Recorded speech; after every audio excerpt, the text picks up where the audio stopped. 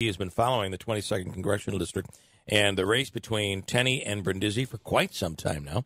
And he's on the line now. Luke, good morning. Good morning. So let's talk about the latest commercial, which is about opioids, and it talks about the new bill that was passed to try to prevent opioid overdose and certainly the distribution of opioids, which has been a real problem. But in the spot, she says, meanwhile, while Claudia Tenney is fighting opioid abuse, Anthony Brindisi is making millions. Are we're getting into the dirty stuff right now, do you think? Yeah, so in the weeks remaining, we're going to see a lot of negative advertising, and they'll take something and twist it and try to accentuate what they think is negative about their opponent, and there's going to be a lot of money spent doing this. And I, based on the polling, it shows that this is just a dead heat. This thing is very, very tight. It is certainly a close race. I think most polls have shown it even or Brindisi up a couple of points. If you got to take into consideration the margin of error there, it's usually 3 to 5 points. So sure, yeah. Really very close. I think what's going to be key are moderate Republicans. Polling shows that Tenney's a little bit down among traditional Republican support, and I think she's going to win. Those Republicans need to come back into the fold. About 1/4 of district Republicans support Brindisi right now. So if she could figure out a way to get them back on board, then I think she could pull this out. But if not, it's going to be difficult. I want to build off that just a little bit. The memo, and we've talked about that, the memo that was in the New York Post, that moderate vote, which is really that undecided, in many cases about 5%, I think almost 10% undecided Republicans who are moderate Republicans. What does the memo do? Does the memo bring them back into the fold, or does it push them away?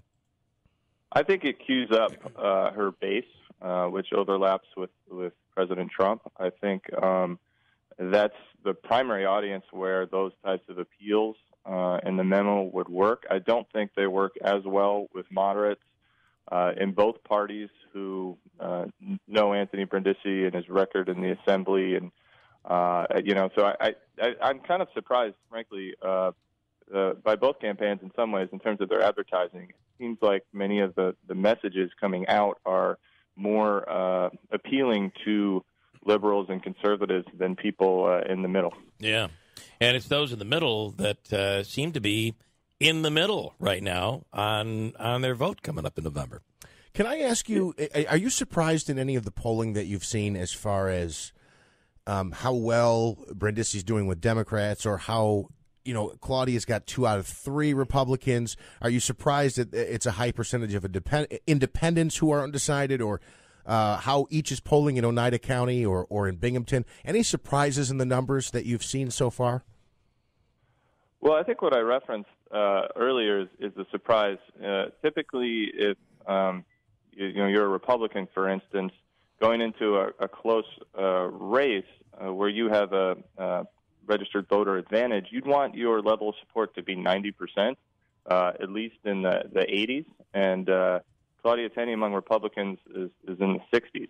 So that is surprising. You would not think it would be that low typically. Now, in terms of independents, that's a little tricky from a political science perspective, because a lot of people consider themselves moderates or independents, but then you ask them 10 questions on policy issues, and it's pretty clear they go one way or another. Right. So it depends how that's measured. But I know, for Brindisi to be successful, given that registered voter deficit from a Democratic perspective, he needs to do well at independents. So I guess the second point would be the polling shows that he's not doing all that well with independents. They're about split. So I think he's, from the beginning, tried to get Babinec voters over to his side, a little more centrist Republicans or independents. And so for him to be successful, he's going to need those numbers to go up, I would think.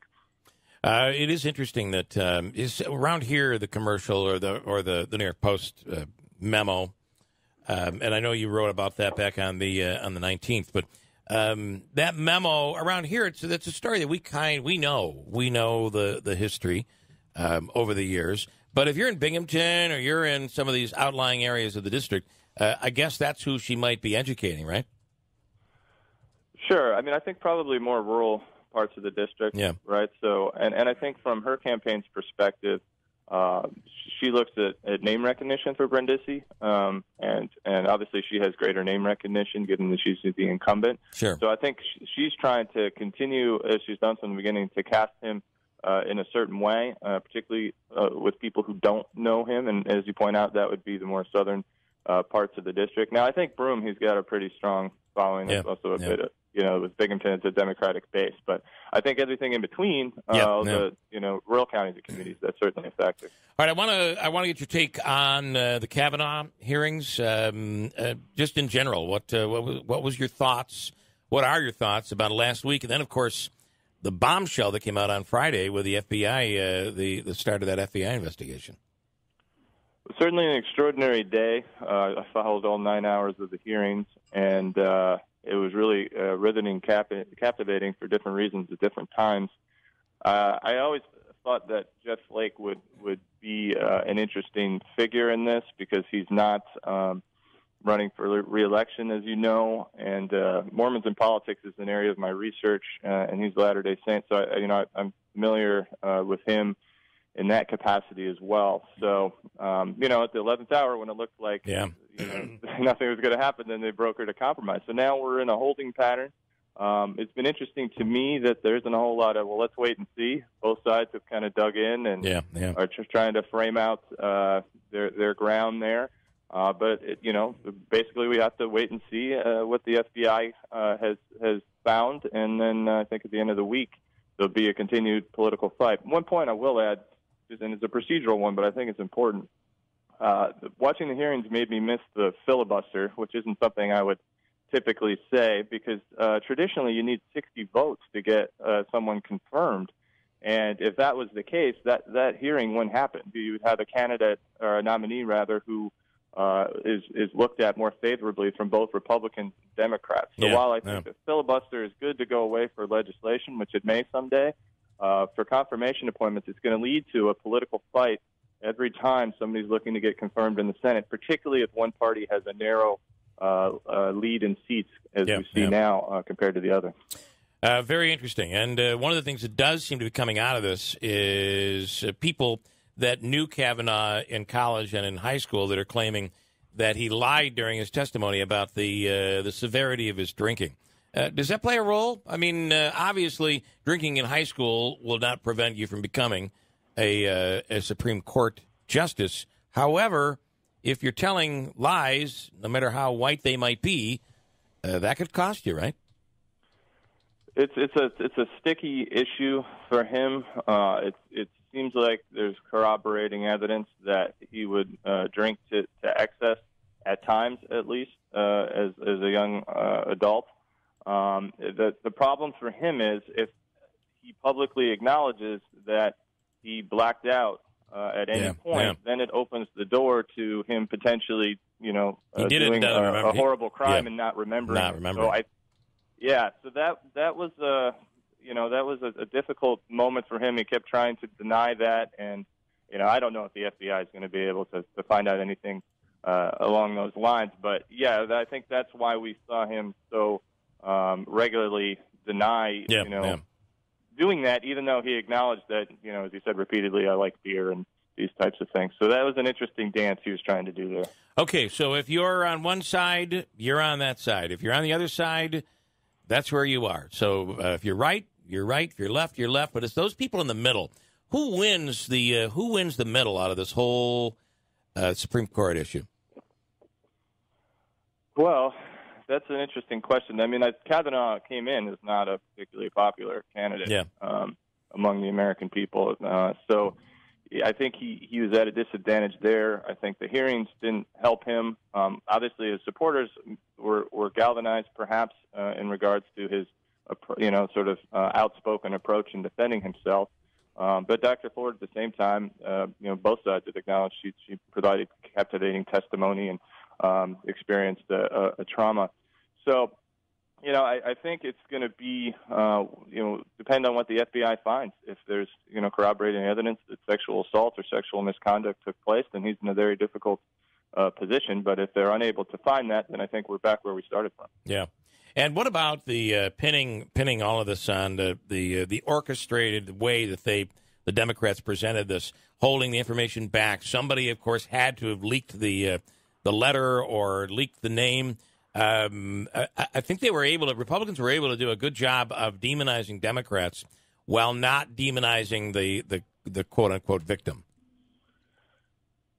Well, that was an interesting part of the testimony. There was this situation where Senator Cornyn, was questioning Senator Feinstein about the information, and she said, "I held the letter because the alleged victim of sexual assault asked me to." Yeah. So, and then he said, "Well, you had to leak the letter," and she goes, "No, I didn't leak the letter." She goes, then he says, "Well, your staff had to leak the letter." Staff member whispers in the ear, and she goes, "My staff didn't leak it." It was funny, yeah. Yeah. That whole scene was it was very real in a very staged situation, and so because he came back and to Feinstein and was like, "Well, how do you know?" And she said, "Well, she just told me." I mean, it was right. And then Senator Lee, you can hear him whispering. I think that was who's sitting next to Senator Cornyn saying, "They leaked the letter. They leaked the letter." Senator Cornyn, I believe Senator Feinstein, but obviously they're criticizing throughout the whole thing. I mean, we're smiling. It's a horrible thing, right? As somebody's trying to, navigate sexual assault and do her civic duty. So I don't know exactly how the letter came out. It could have been one of her friends. It could have been Dr. Ford. Senator Feinstein denies it. She could be lying too, but it seems like on the record in that venue, that would be a very difficult spot to lie, particularly in those circumstances. And Feinstein not only said, "I just asked my staff just now, and they told me no." She also said, "I was reminded by my staff that I had previously asked, and they also said no then." Yes, so it was like, right? What? She had forgotten that she had asked. Oh, right, I had asked you before. Really, that's how important congressional staffs are. I know, man. Talk about just what unfolded last week. I mean, really, especially for someone like you as a political scientist, what a week of politics and what a full day. It was really quite incredible. It was. I mean, I have to be honest. As someone who cares deeply about American government, it did not make me feel good about the political process or the state of our country in terms of hyperpartisanship. The Supreme Court's really important in terms of interpreting the Constitution and having a political fight, which looks to be the new norm about confirmation nominees. I don't think is good. But, I was given hope in terms of what happened on Friday and the compromise that was worked out by select senators, and so hopefully there'll be some clarity on this issue moving forward. Here's where you lose hope. Is last night on 60 Minutes, Flake was asked the question, if you were running for re-election, would you have been able to pull this off? And he said, absolutely not. Now, that is admission that you're not willing to do the right thing for fear that you won't get reelected. Boy, that statement last night to me spoke volumes. Well, that's a major factor in thinking about Republican behavior in the Senate now, too. They're afraid of people are talking about 2018 in the midterms, but those senators are concerned about being primary challenged in 2020 or the next time they're up. So that's the major consideration there. Now, so on the one hand, you can criticize somebody for saying that, I'm guided by what my constituents want, but at the same time, we want to elect people who do what we want them to. So if someone like Senator Flake or any other representative has a constituency who wants him or her to behave in a certain way, we also expect that at the same time. So I could see both sides on that one. Pretty crazy. We have about a month and a couple of days left, so it's going to be an interesting few weeks. Luke Perry, as always, thanks so much. You can search for Luke, ucpublicaffairs.com. His NY 22 Minute is always a great read. So, Luke, thanks so much. Thank you. All right, Luke Perry. Mike, in response to Luke, go ahead, Mike, you're on. Just a quick comment. Yeah. And, last week was pretty rough, I think, for a lot of folks. But just to comment on Jeff Flake. Yeah. Jeff Flake's supposed to do what the people of Arizona want him to do, not what he wants to do. So he made it pretty clear that he did what he wanted, not what Arizona wanted. Because if he wanted to get reelected, he knows Arizona would have wanted this person. And that goes to any senator in any state, regardless. So, and I only partially agree with that. Right. I wish Luke was still on to answer that, Mike, because it's really not true. We do not our legislators are elected to now. It is true, partially, because you got to get reelected, and that's how you get to represent. However, we do not elect people to poll their district. We elect people that we believe are going to vote the way we want them to vote. It doesn't necessarily mean that they poll their district and vote the way their district wants. Oh, you're 1,000% right. Yeah. Because no one's doing what you and I want them to do. Right. To an extent. Yes. But I think in this one case, Jeff Flake was kind of supposed to do what he was supposed to do. But well, anyway, and even to admit it on TV last night, saying I could never have done this if I had to run for re-election. Boy, that was scary. Listen, you guys are doing a hell of a job. You do a great week. We don't always agree, but America's the best country in the world. I tell my kids that every day. No doubt about it. All right. Have a great week, sir. You too, Mike. Thanks so much. We appreciate it.